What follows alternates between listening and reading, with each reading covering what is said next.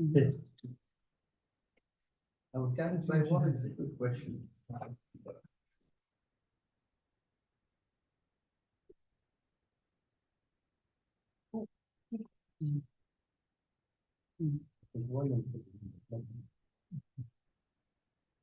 Okay. So we are holding here in the Gemara Mesechta Megillah Daf Chav Vav Amud Beis. If you have a Gemara art scroll, it's 26b3 and middle of the second paragraph. We're dealing with a case which we learned is not so unique to back then.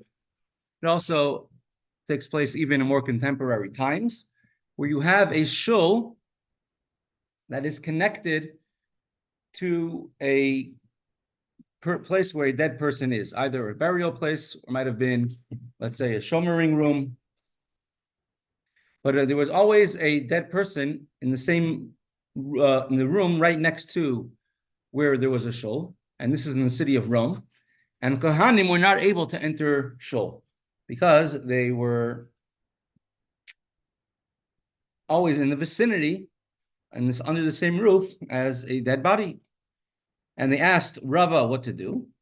And Rava said to take a very large Aron Kodesh, big enough to hold 40 sa'ah, and made out of wood, which is, since it's so large, it's considered to be a stationary object.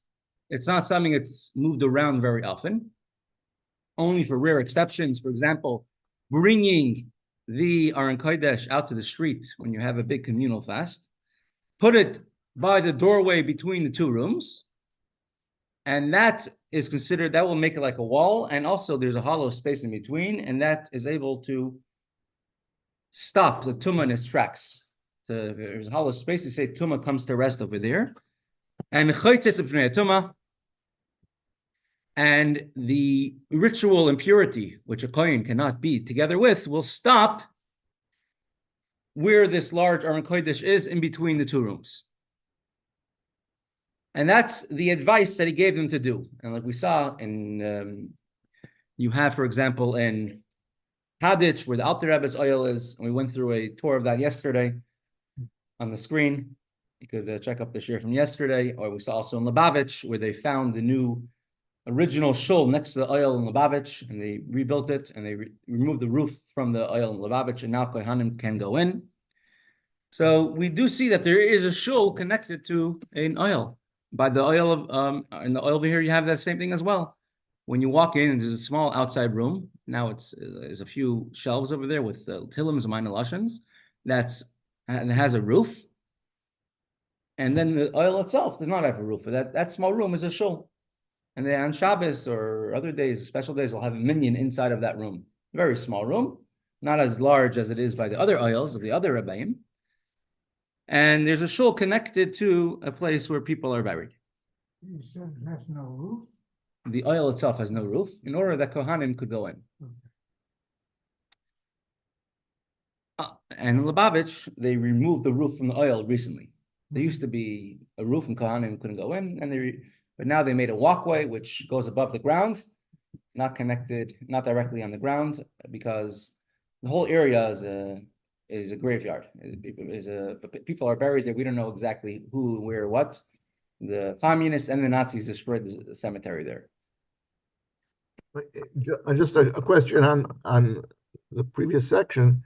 Once the tumah is engaged in a room, I mean, don't you have to get it out? Here there was tumah in a room, and it seems that they put this barrier in, and it prevented the tumah from spreading, but wasn't the tumah already there?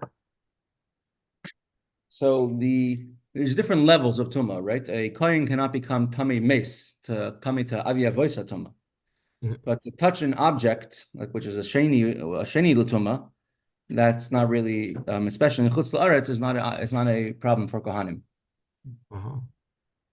Because nowadays all of our kohanim are touching objects, and none of the objects are tahor entirely. The only tumah they have to be in charge, be careful of, is only tumas mes. But the question really was whether once something was tumah, whether it was tumah in the oil, whether it could be somehow eliminated, or I don't know. Right. So the all the objects which were in the ohel are now tamei, right? So they all became a rishon l'tumah. So that was not eliminated. Okay. That's still there, but a kohen is allowed to touch a rishon l'tumah. Right? If I took a siddur into a graveyard and then I bring it back, a kohen could use that siddur, although it's a rishon l'tumah. Okay. There's no prohibition. The only prohibition of a kohen is a mes atzmai, to be under the same roof, same cover as a mes. But over here, if you have something in between, the kohen is not going to be in the same covering as a mes, and therefore, even if you bring a new object to the room, the new object will not become tamei mes. There's definitely other tumas. It's tumas eretz ha'amim, a tuma which exists just for being outside of Israel, outside of Eretz Yisrael. Wow. So I mean, many kohanim have that.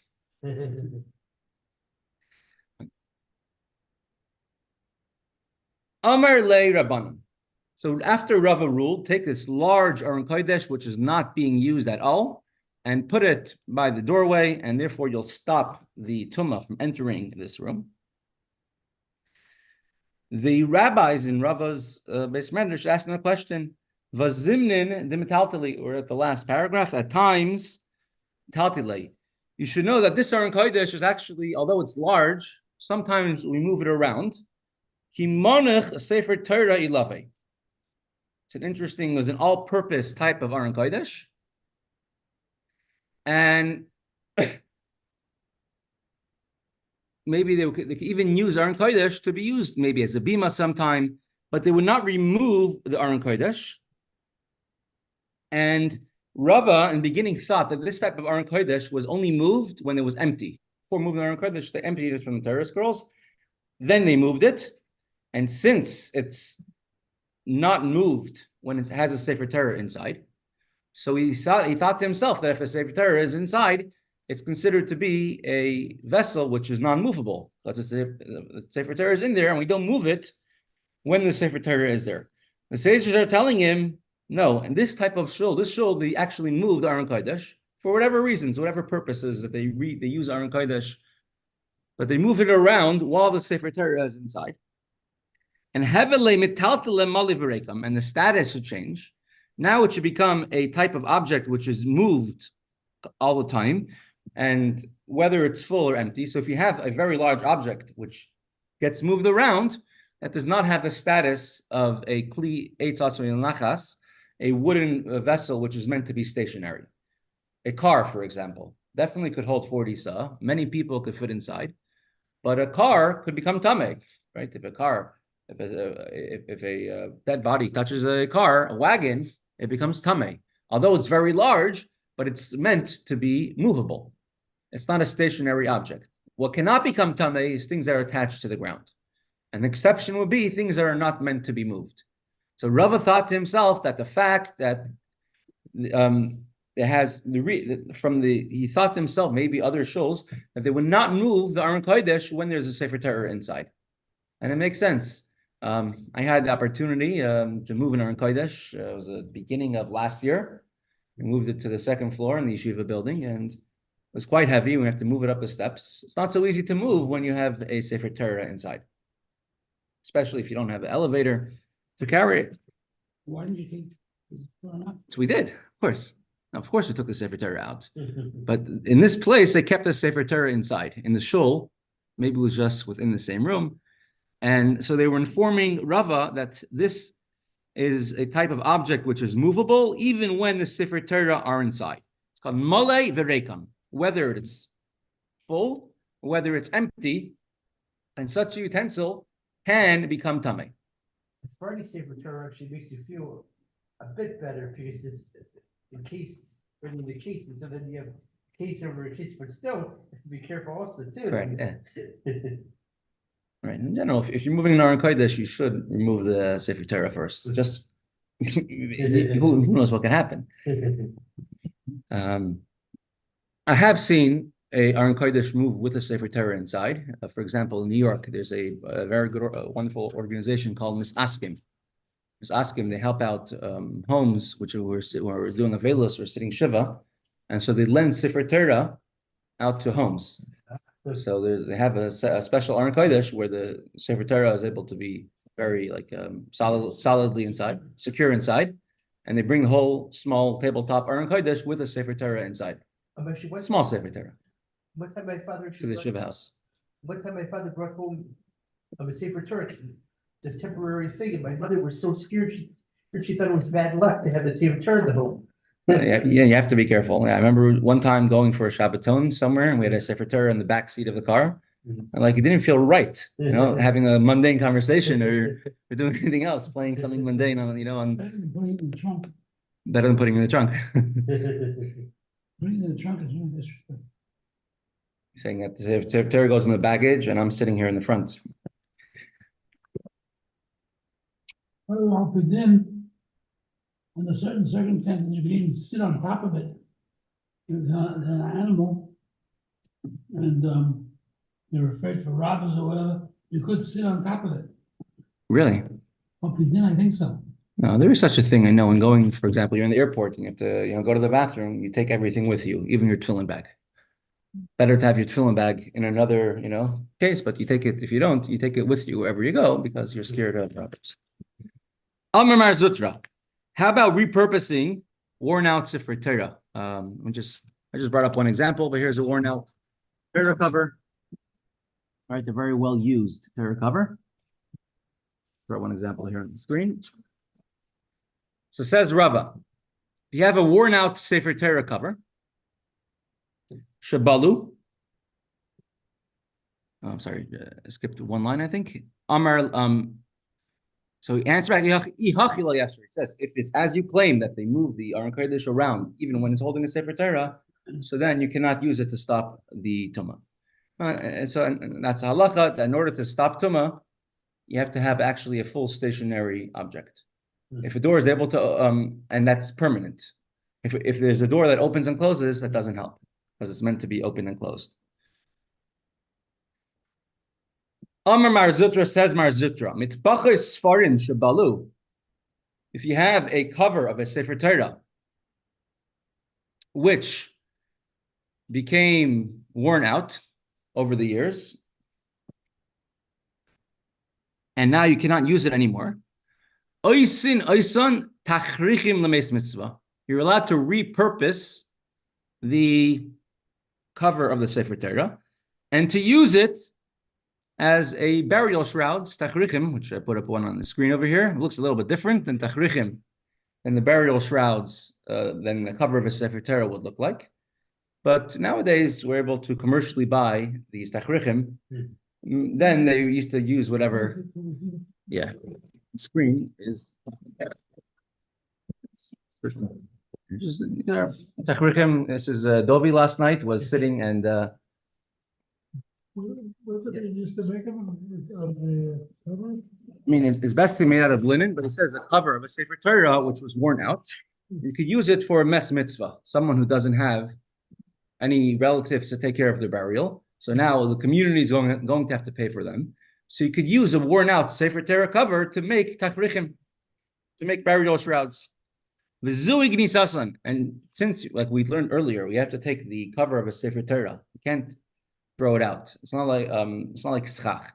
It's actually used for Hashem's name, for Sefer Torah. So you have to do geniza, bury it, or put it into an attic, or put it away somewhere. So the way you do geniza is by using it as tachrichim, as burial shrouds for someone who cannot afford it. We have two schools of thought in the Rishonim, or not the Rishonim, more the Poskim, the Achronim.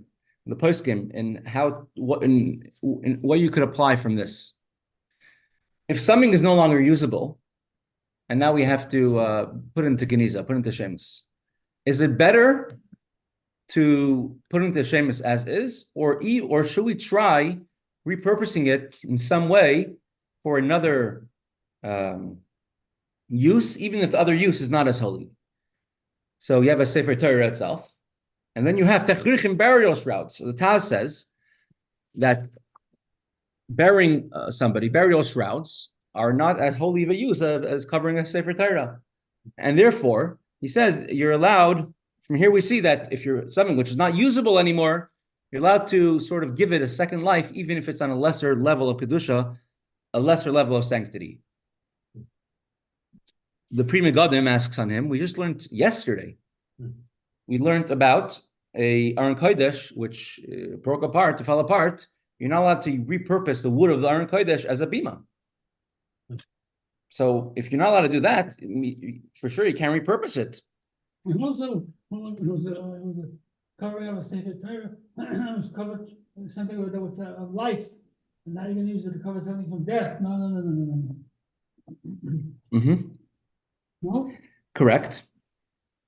So, however, other Mefarshim, the Torah, they bring very differently. And Chaim Sefer was asked such a question, and there's Gemara in Mesechta Ma'ikatan. Mesechta Ma'ikatan is the halachas of Chol HaMoed, but the very large part of the Mesechta talks about din of Avelos, those who pass away, and the Tara.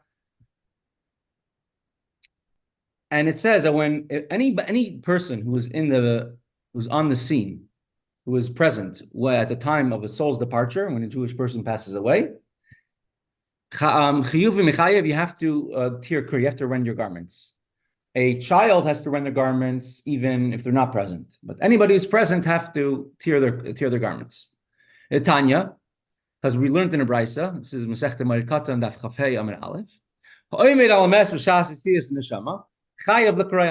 If someone is standing over a deceased person at the time that they pass away, they have to tear their clothes. The Mazah Doime, what is this similar to? The Sefer Torah shenisraf, a Sefer Torah which burned. Yesterday we saw a short clip. Recently, it was Levaya, a funeral for 3 Sefer Torah that were in a shul that burned down. So it's similar to Sefer Torah which burned. Shechayav the Kroya, which were obligated to tear kriya, to tear clothes for it. And every single Jew is compared to a Sefer Torah, not just a tzaddik. So we know the story of the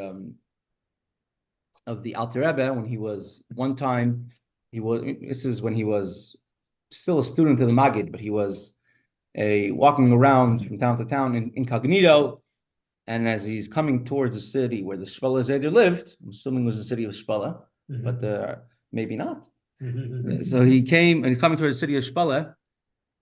Long before he came, the Shpala Zeder walked into his Beis Medrash, and he told everyone there, you have to clean the Beis Medrash. We're having a very, very special event going to take place today. So they started cleaning, and he went back to his room. An hour later, he comes out, and he points out, there's a speck of dust over here. It's not cleaned enough. And they cleaned even more, and the place was shining. And he comes back an hour later. And he says, "Nope, not clean enough." And afterwards, he told everybody, "Go home, get into your Shabbos clothes. We're going to have a very special event taking place." And so they're all waiting. They all come back. They're wearing their Shabbos clothes, and as they're waiting, and the stranger walks into the shul. And as soon as he comes, the Shmuel Zed comes over to him and he gives him a hug. And he took off his own gartel and he started wrapping it around the guest. And his students, Talmidim asked him, what is this? What's a big event? He said, this is a big event. This is a walking Sefer Torah. It was Alter Rebbe was coming. He knew from Ruach HaKodesh that Alter Rebbe is coming. And he says, we're all going to greet the Sefer Torah. So tzaddikim are compared to a Torah. But we see from this Gemara that every single Jew is compared to a Torah. And it says, Amech kulam tzaddikim, every single Jew is a tzaddik. So a cover of a Torah, after a person passes away, so then they could cover up another Sefer Torah with it. So if a Sefer Torah cover is now worn out, so if it's be used as tachrichim, as burial shrouds for someone who passed away, so then you're covering another Sefer Torah with it. So you're repurposing it for the same use, and you're doing geniza at the same time. So you that's the rationale, some Sefer writes, why you're able to use a cover of a Sefer Torah as tachrichim, as burial shrouds for someone who passed away. And he says many times it could be even better, because many times the you could say there's the cover of the Sefer Torah or parechas of this could be outside the Aron Kodesh. Here, it's on the person themselves who passes away. Halacha, it's permissible to take a worn out cover of a Sefer Torah and to use it for a mess for burial shroud. According to the Chaim Sefer, it's not the motion. On the contrary, it's the same level, if not even greater. They're using it for someone who passed away. And the Minchas Yitzchak was more of a contemporary posek. Says that there are situations which he himself was aware of that they actually did such a thing. I don't know of anything similar to that today. Maybe today it's just simpler and easier just to order tachrichim. There aren't too many places which sew their own tachrichim. Back in those days, before they're able to commercially buy tachrichim, perhaps that's what they would do. Perhaps they would just repurpose whatever material they could find, and therefore they would use a Sefer Torah cover which is no longer usable. Today and tomorrow, Wednesday, Thursday, we'll learn Al Shulchan Aruch. But next week, I'd like to go to a maimer of the Rebbe Rashab, a very famous maimer called V'yadaita Moskva, one of his most well-known and basic mamarim. And we're going to have English and Hebrew translations for the entire maimer. And you could say it's the knowledge of Hashem. And we'll do that in Mirz Hashem. It's not a long maimer, but we'll do that next week for the second half. For today, we're going to go to Kitzer Shulchan Aruch. Yesterday, we skipped ahead. We went to Halacha Vav, Halacha 6, talking about the idea of it's a mitzvah to bake your own challah for Shabbos. Several reasons were given. The first reason was a reason given by the Medrash in Gemara that Hashem made an entire creation, an entire being, an entire world, and he took challah for himself. He took the best part for himself, which is he made Adam the first man. And Adam, he was supposed to live forever, but the Chava, his wife, gave him to eat from the tree of knowledge. So Chava took away the challah from Hashem. If challah becomes tamei, impure, so then it has to be. You can't use it anymore. A kohen cannot eat it anymore, which is why today we don't give our challah to the kohen. We take a small piece and we burn it because it has no use. So therefore, the women were given the mitzvah to bake their own challah. In addition, back until pretty much modern era, meaning 20th century, it was common all over our entire length of our galus that Jews would buy paspalter. They would buy bread from a non-Jewish bakery. There was no hashgacha, no Vada Pittsburgh, no chavke to give hashgacha on it, and it was not pas Yisrael, because that's what was available back then, and they weren't mixing in any non-kosher ingredients. They weren't, getting oil and shortening and all the other things that are added on today to the breads. And that was, in effect, I was reading about a certain Chabad family after they escaped from Russia, and they came on a boat to America, and they get onto the boat, and one of them happened to walk into the kitchen for some reason, and they saw that they're baking bread on the boat, on the ship, and they're putting non-kosher ingredients in the boat, and they almost fainted. Because until then, they were eating bread from everywhere. This whole concept didn't exist to them. But since it was very common that people would not eat pas Yisrael during the week, so on Shabbos, they will be careful to eat pas Yisrael. So that's why it's also important to bake many people bake their challah at home. Challah, the amount is 1 out of 50, 1/50th. Meaning 2 out of 100, which is 1/50th. Hashem created the world for 6,000 years. Challah, the Torah gives us a mitzvah of challah, uses the word reishis arisosechem. The beginning of your dough you give to the kohen. About Moshe Rabbeinu it says, Vayar reishis lo, Hashem saw the beginning was for him. Uses the word reishis about Moshe Rabbeinu. Moshe Rabbeinu is the challah of the world. Now, if the world lasts for 6,000 years, 1/50th equals 1/50th of 6,000 is 50th. So it would be 1,200. almost that'll be 1/5. Oh yes, it would be Just take off 1 0, you'll get 120. Exactly, 120. So Moshe Rabbeinu, he said, is the chala of the world. Okay, he is 1/50th of the 6,000 year cycle. He lived to be 120 years. He's a truma of the world.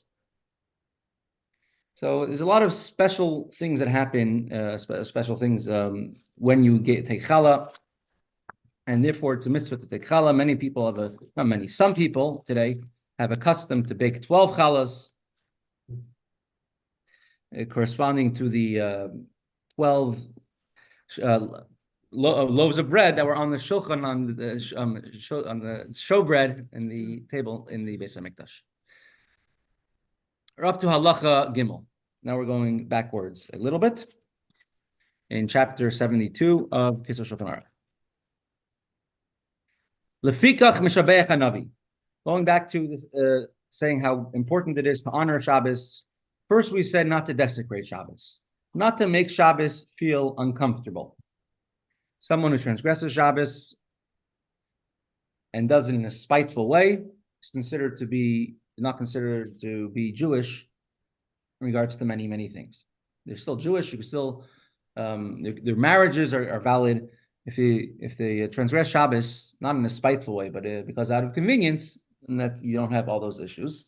But still, we're careful in regards to certain aspects. We wouldn't trust him to be a shochet, etc. The Navi says in Nehemiah, Ashrei enish yasa zois uven adam yachzik ba shomer Shabbos mechalaloi v'shem yadam says Torah. Praiseworthy is those who guard Shabbos and who does not desecrate the Shabbos.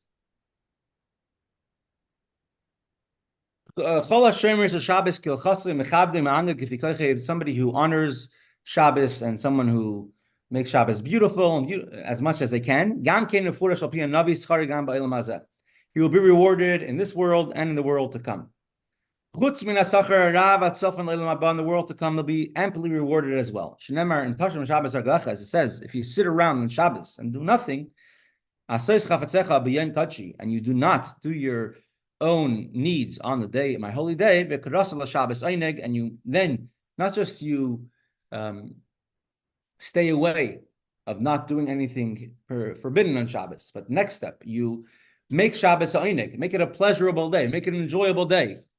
As I heard from Rabbi Tzvi once, he says that they used to say in Lower East Side, it would be very common that people will be fired for not coming to shul on Shabbos, not coming to work on Shabbos.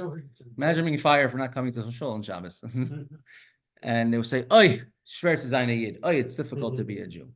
Einig means Shabbos is enjoyable. Kodesh Hashem mechubad, and to give honor to the Shabbos.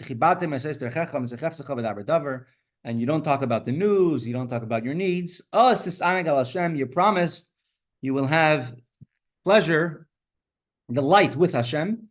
In the future, Hashem will bring you to the highest peaks. And you will be able to see and to hear Hashem himself reveal himself to you. So it's very important to honor Shabbos.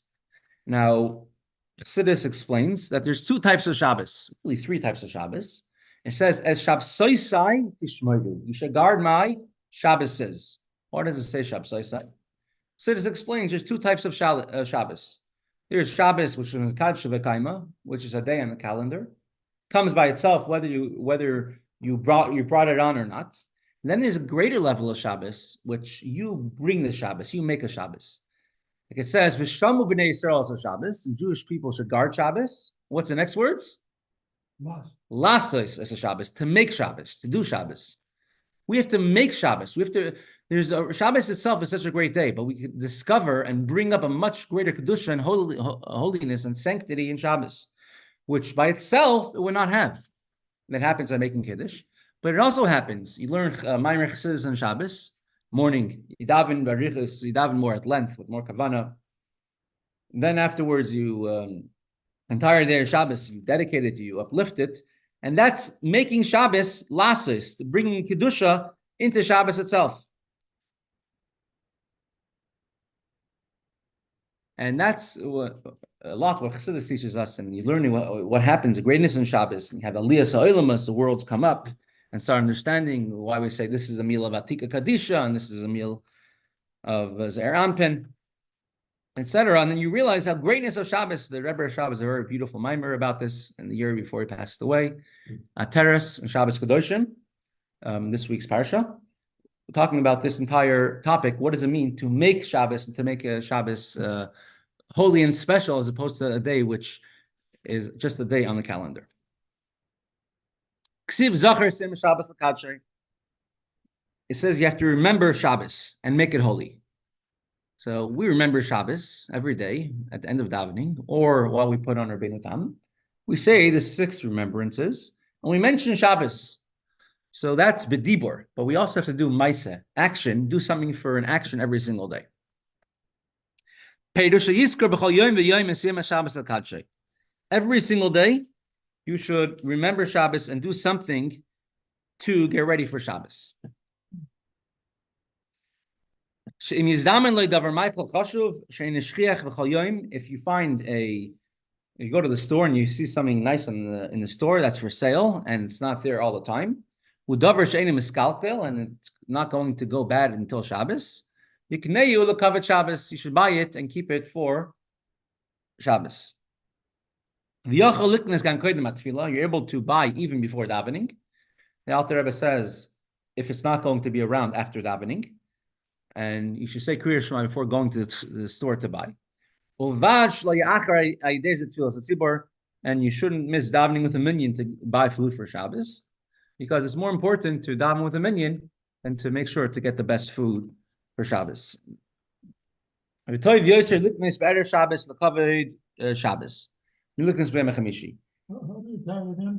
do what? Better to daven with the minyan Than to go, than to get the best food for Shabbos. The story of Shammai, which is that he would go to the store on Sunday, and he would see a very fat calf, and he would say, "I'm going to buy this for Shabbos," and he would buy it and bring it home. And then he would go pass by on Monday, and he would see even a better calf, and he would say, "I'm going to buy this one for Shabbos." And then he would go home and he says, "We have an extra calf. Let's use it. Let's shecht it and eat it for our meal today. And then we'll have the better one for Shabbos." And then every day of the week you would go and you find the better calf. And it says that Shammai ate the entire week. The whole week he ate for Shabbos. Some of us eat the whole week Shabbos leftovers. He was eating for Shabbos in advance. They said my grandmother always served leftovers. We never found the original meal. Again, how to tie with the davening? So he says, so can you go to the store? So for example, a calf, right? It's first come, first serve. If you're going to Shul to daven, you might miss opportunity to get what's out there in the market. It's not in the Shabbos davening.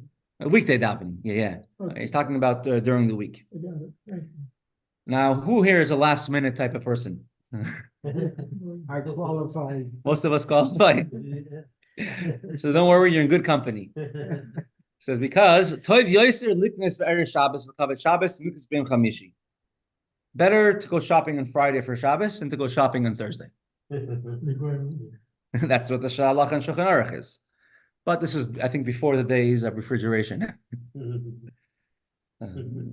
Better to go shopping closer to Shabbos, so the food should taste better, should be more fresh.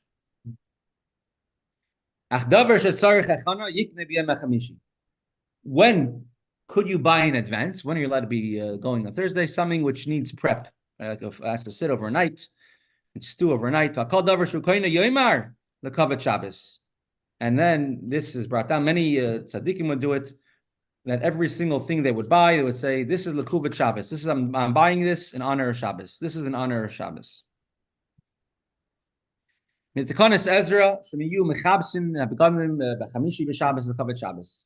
Ezra said that you should wash your clothes on Thursday in order to have it ready for Shabbos. But don't wash it on Friday. Washing your clothes back then was a full day experience, and it took a lot of effort to do. and you shouldn't do it on Friday. Friday should be dedicated toward getting ready for Shabbos. It shouldn't be dedicated for anything else. This brought down several tzaddikim, several great people. They would, every single thing they would buy, they would prepare, they would say during the week, they would say, Zeh Lekavet Shabbos. Mordechai of Nechshitz, you say that the Chayzel of Lublin would always make sure that in his house they should sharpen the knives on Erev Shabbos, for Shabbos. And he said there's a reason for it. He says there's a skula for Parnasa. He says because there's a malach which is in charge of Parnasa called Chatach. That's the name of the malach. It's brought down on Rosh Hashanah during Tkiyos. And it says, Poseach es yadecha.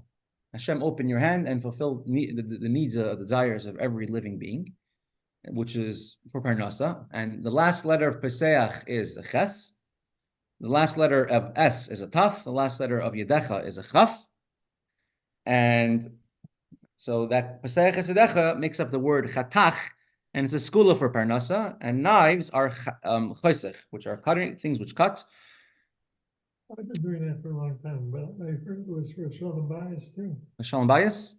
It probably works for shalom bias, I'm assuming. If they could be sharp, they wouldn't have a problem cutting whatever. But it's good either way, but that's for shalom bias. Yeah, it says it's good for Parnasa.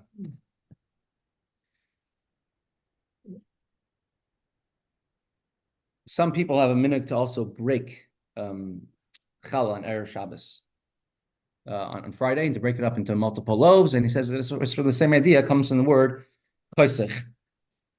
Did you say anything about a haircut? Cutting Hey, what? nails? Cutting your nails and hair. Yeah, we'll get to that soon. More things what you do on Erev Shabbos, but you're supposed to cut your hair and your nails on Erev Shabbos. If you do it every Friday, then you're allowed to do it even on Chol Hamoed. You'll be allowed to do it. There'll be certain people which would cut a small amount of hair on every single Friday. Reb Hershel Rebbe Nover. It says, he brings down, it says on this halacha, it says you should, whenever you buy something during the week, say you should verbalize that I'm buying it for Shabbos. And he brings a proof from the Torah. It says, when the man came down on Friday, it came down a double portion. So the Jews came to Moshe Rabbeinu and asked why the double portion fell down. So Moshe Rabbeinu says, this is the bread Hashem gave it to you. Eat it today because it is Shabbos today. Bring the Kedusha of Shabbos into the Yom Yom. Yom Yom means into your day-to-day life. Every single day you should have the Kedusha of Shabbos. Rebbe Elimelech of Lizensk, on Friday afternoon, he says he would close his ears. And he says, because there's so much tumult, a rash, there's so much excitement going on in Shemayim, in heaven at the time, and he's able to hear all of it, and all the announcements that are going on in Shemayim at the time, and it would physically disturb him from all of that noise. Hashem said, Yeshli oitzer beves gnazai. I have a certain treasure in my safe, which I have never given to anybody, and its name is Shabbos. And now I'm giving it to the Jewish people. And Hashem let us know a little bit about the Kedusha of Shabbos. So Reb Shmelka of Nikolsburg, also, I'm sure is related to you somehow. Reb Shmelka of Nikolsburg, who was a great, the Rav of Nikolsburg, but he was one of the Talmidim of the Maggid of Mezrich, Reb Shmuel Shmelka. So he gave a mashal on this. He says, one time, and later on they found out the story happened with him. One time there was his wife, a poor person came to the door asking for money, and he had no money in the house. He was looking around, what could he give to the poor person? So he went into his bedroom dresser and he found his wife's ring that she had, and he went and he took it and he gave it to the poor person, and he says, take it, you sell it, you could probably get some money. Now his wife came home, look for, where's my ring? And he said, I just gave it away. She got so upset at him and says, don't you know this is worth 3 gulden? is worth a big amount of money. So he says, hold on. He ran after the poor person who already walked away and was already a little bit further away. He says, make sure when you sell it, don't sell it for less than 3 gulden. It's worth a lot of money. So in a similar way, Hashem says, I have an immense treasure in my storage houses. It's called Shabbos. But Hashem could give us Shabbos and we have no idea what it is. So Hashem lets us know a little bit the greatness of Shabbos. We'll, as I conclude with just a short story of the Ruzhiner. We saw of Ruzhin. When he was a child, he was in Cheder and he was learning with his Melamed. He was learning Mishnayos, and they learned what to do if a person gets lost in the desert and they don't know what day Shabbos is. Shabbos is what should they do for Shabbos?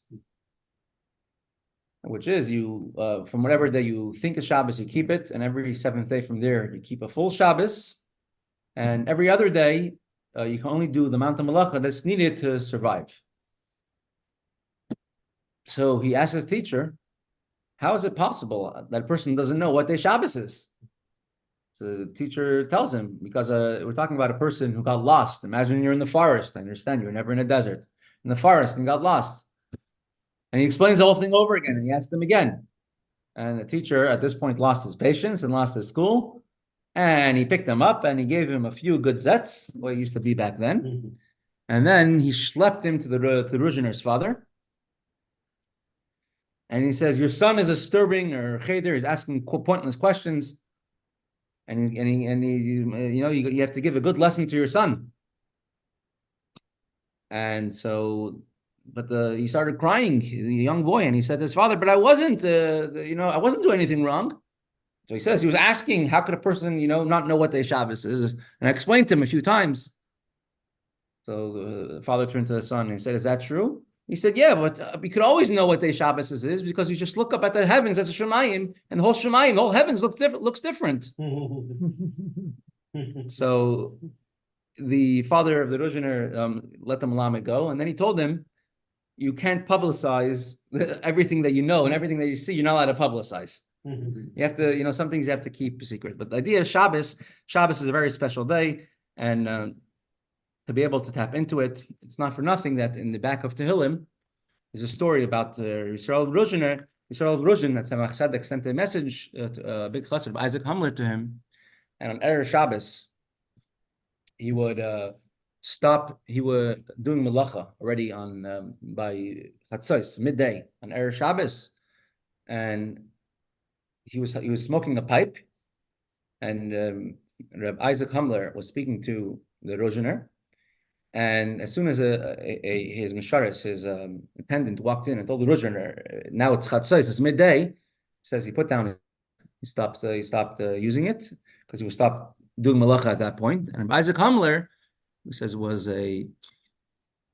almost a half a Rebbe, and he says suddenly I could see that he went up and he left me down. Yisrael Ruzhiner elevated himself, went to the highest worlds, and he left me down here.